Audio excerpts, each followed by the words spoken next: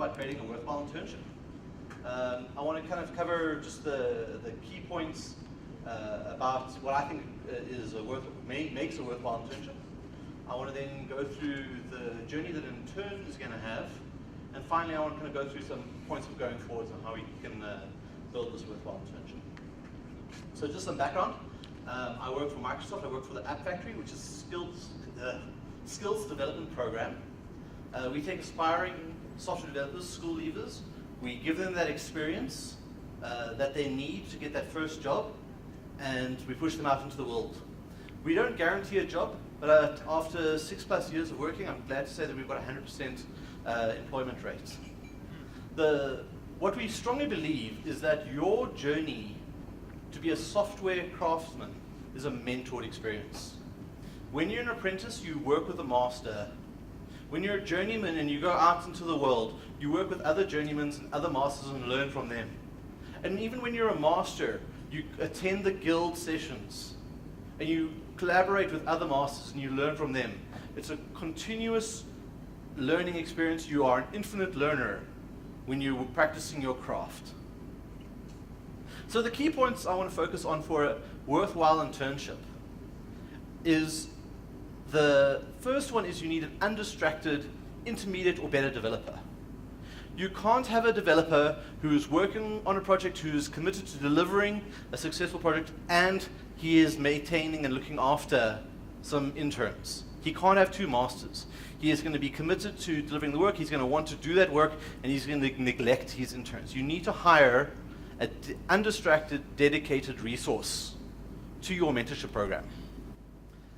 The second point is that you need to have real projects for your interns.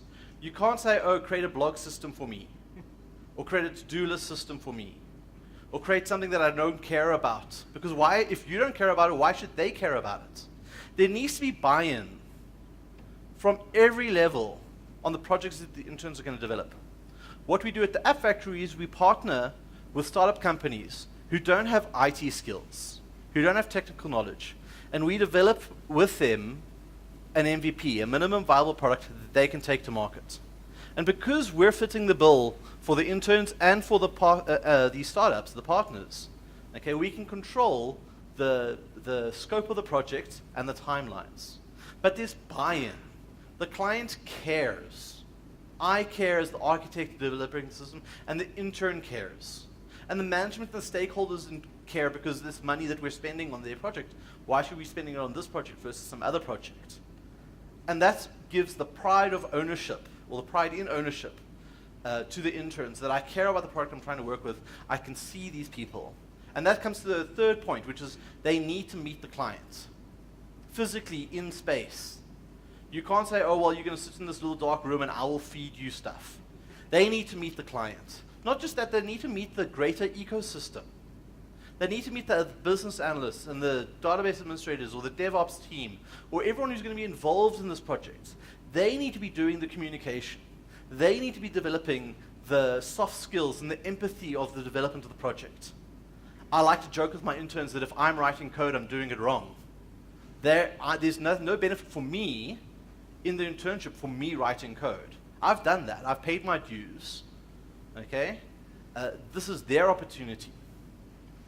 This gets us to the fourth point, which is the breadth of research. You want your interns to become infinite learners.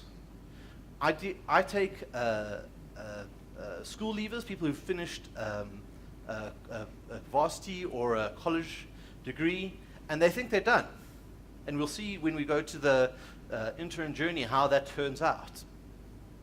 And what you need to do is you need to teach them that they're going to be continually working and learning. There's the idea of a tech stack, that they need to learn the other bits and pieces, whether you want to talk about T development, which is that learning a breadth of knowledge in a single tier that they dive deep into, or some other way, but they need to continue to be learning. They can't stop just because they finish school. Next, you need, and this is something applicable to companies who are creating an internship to hire from. So I see what's happening is that companies are creating an internship. This allows them to use their skills development portion of their triple BE. And it makes sense that you can have this internship that you can pull from and pull your juniors from. Well, then you need to give them a copy of your tech stack. If you're a company and you've built some kind of internal product that you use to develop your products, give it to your interns. Let them play with it. Let them break it. Let them ask questions about it. Let them try and understand what it is. Let them play with it. If you don't want that intern, you send him out the way. At least you've done something to grow his skills. Otherwise, you've got a guy now who you can use, and he already understands your tech. I mean, that just seems to make sense. And this comes for future employment. Next, you need to give them service access. You need to give them access to the tools of the job. If it's Azure, you need to give them an Azure account. If it's AWS, you need to give them AWS. If it's GitHub, you need to allow them to put it on GitHub. If you don't want to give them access to your internal tools, use the free ones. Use VSTS. Use Bitbucket or things like that. Show them how to use those tools and put the stuff there and say, well, these are the tools I want you to use, and this is how we use them internally. Lastly, they must be allowed to fail. So what we do at the AppFactory is when we work with a partner, we explain there is no guarantee that the success of the project. The project can completely fail. The interns can completely miss the point, they can miss the deadline, and it can be a complete stuff up. Sure, as the mentors and management, we work to encourage that that doesn't fail, and we kind of nip those things in the bud as the project comes along. We make people aware, and we say, listen, you're going to have to go and speak to the client and explain why you couldn't deliver. And those lessons are hard, and I'll speak to that on the user journey. But they need to be allowed to fail because that's the growing experience that they need to have. So these are the key points of creating a worthwhile internship. Let's talk about the intern journey.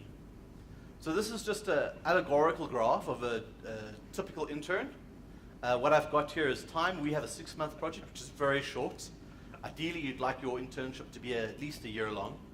And what I've got on the vertical graph is effort, the blue line is their perceived effort, and the effort they put in versus the dashed red line, which is their ability. And what they do is they come in, you've done your interviews, you've done your tests, they kind of come in at the 50-50, just below 50-50, let's give them a shot. And they have this slow growth that they go through, and they get better and better, and you think, geez, things are going well.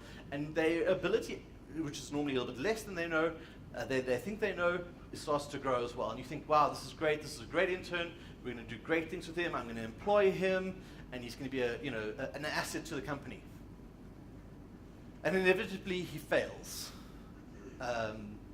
They think they know it all, that they're the senior intern, is a phrase I hear some of them call themselves.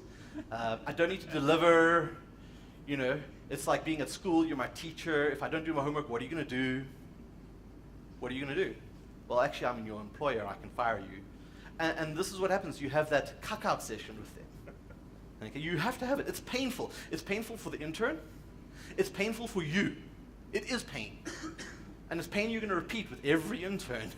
It sucks. It really sucks to have that talk. You have to have it. It has to be pain. Because what you're hoping for is that attitude adjustment period. Okay? Where what happens is normally you have the cuck-out, you have an immediate spike. Okay, shit, actually he means it. Need to focus. Need to do some work. Okay, now he's stopped focusing on me. I can slack off for a little bit. And somewhere in there, hopefully you have the aha moment. The light bulb goes on. That this is a career, this is a craft. And I'm not at the top of my game. Whereas where I thought I used to be kind of 2 months ago. Where I thought I was the best. But that actually I'm starting my career now. And I'm an apprentice. And this is something I'm going to have to develop over years. And what happens is we see a slower gradient of improvement, but we see a higher rate of learning until it eventually peaks out. What happens is we have at the end of your internship, it tends to flatten out. Why? Because they're looking for work. They're becoming disinvested in your internship. And this is a painful again for you because you're like, you've just become useful. We've just gone through all this pain. We've just got over it. And now you're leaving me, which means I have to hire another guy and go through the same process again. So there's pain for you. So where do we go from here? Firstly, I'd like to encourage you to visit the AppFactory. My details will be on the next slide. Please get hold of me. Come visit us at the AppFactory, see what we're doing. Please partner with us. The AppFactory, we'd like to duplicate the model at your company. We'd like to help you set up your app factory so that you can work with your interns, so that you can work with more projects. Ask for our manuals and our suggestions. We have, over the years, have been developing a manual and a guideline for the interns and for the mentors of just tips and kind of practical tips and tricks that we have put together that kind of work that the interns can go through and understand the journey that they're about to go through. And finally, I'd like to encourage the growth of mentorship. There are lots of different programs out there, lots of companies doing kind of master classes and internships and learnerships. It'd really be great to get together with those other mentors, those out of you, and chat to you and kind of, cross-feed ideas and see how we can, as a group, grow the mentorship program in South Africa. Thank you very much.